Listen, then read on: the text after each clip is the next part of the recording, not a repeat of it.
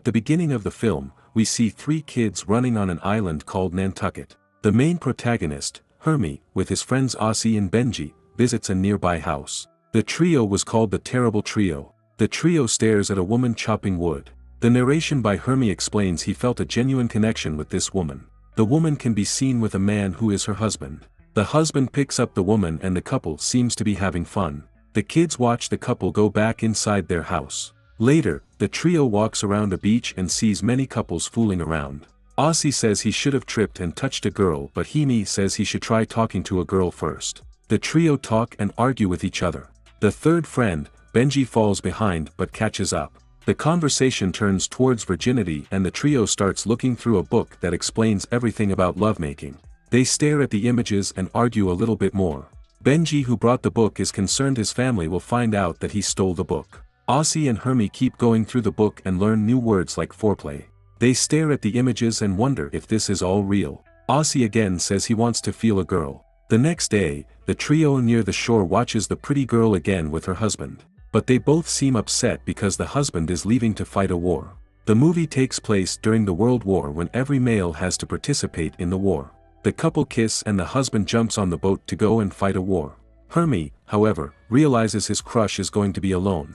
Hermie stares at her with lust. He watches her saying goodbye to her husband. Hermie later stares at the woman's bra and underwear while his friends are playing. Later, on the beach, the woman comes to sleep and gets a sunbath. Hermie, who instantly starts checking her out, is interrupted by his best friend saying the woman is too old for him. But then the friends start to tease Hermie and tell him to go talk to the woman. Hermie at first doesn't want to engage, but getting pressurized by his friends he gets up.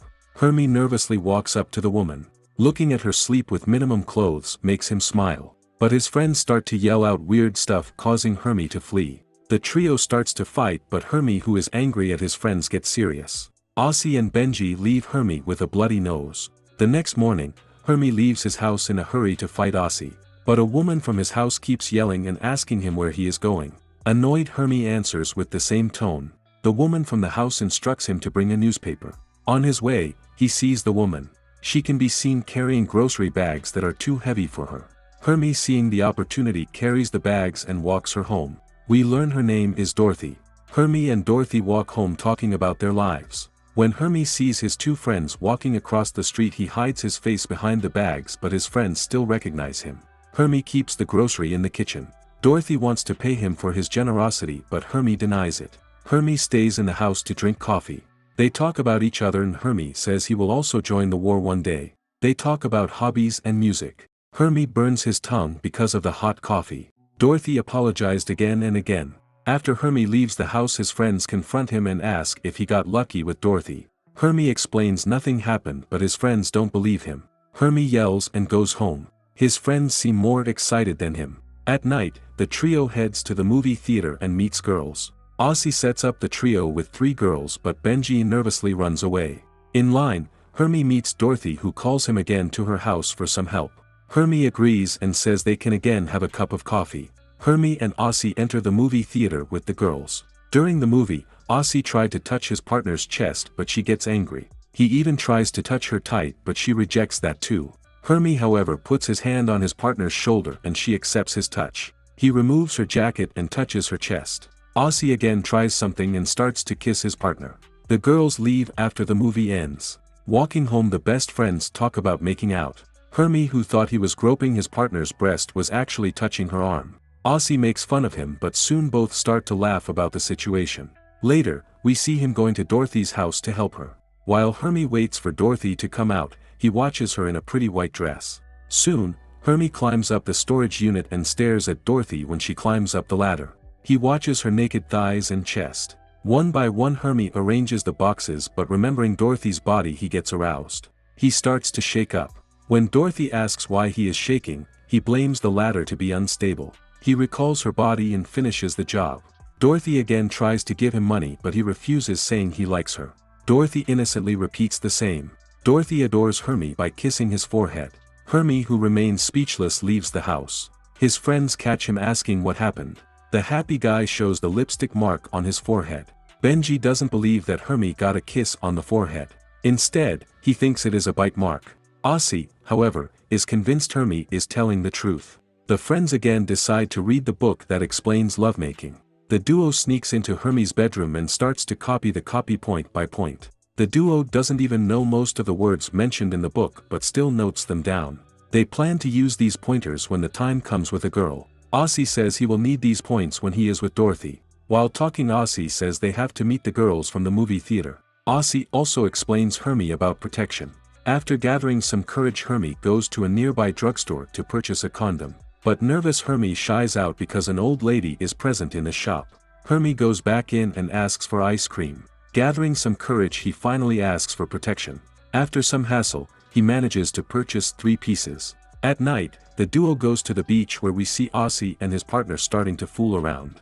Aussie comes back to Hermie to watch the notes. Hermie and his partner enjoy the marshmallows. Aussie again comes back because his protection is ruined. He asks for one from Hermie and leaves. Soon, he comes back to get another one. Hermie after some point gets annoyed because he is disturbing them. Hermie's girlfriend, however, is not aware of what is happening between Aussie and his girlfriend.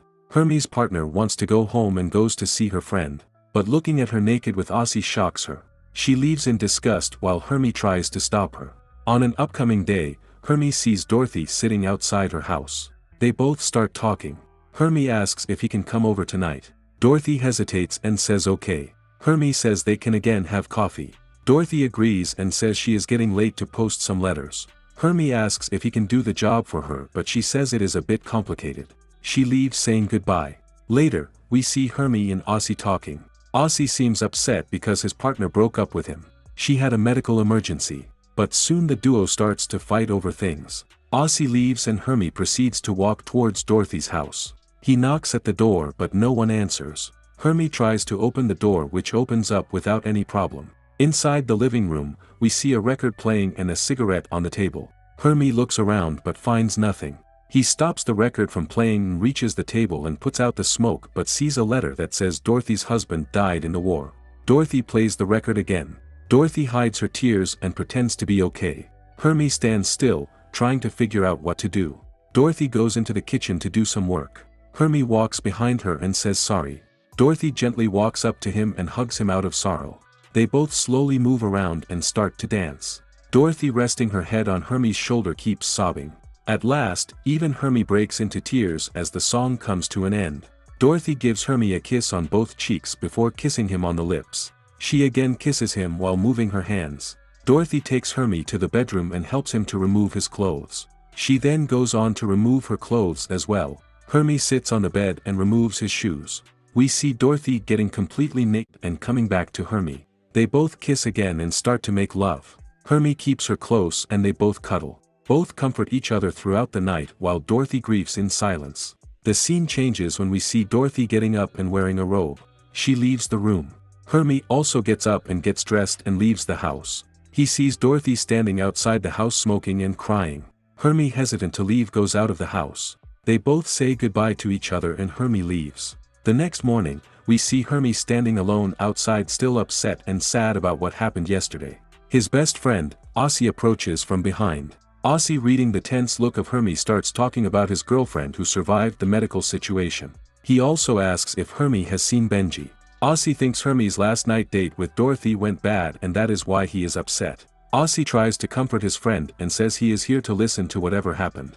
Aussie tries his best to cheer up his best friend, but Hermie, without saying a word, leaves and starts walking.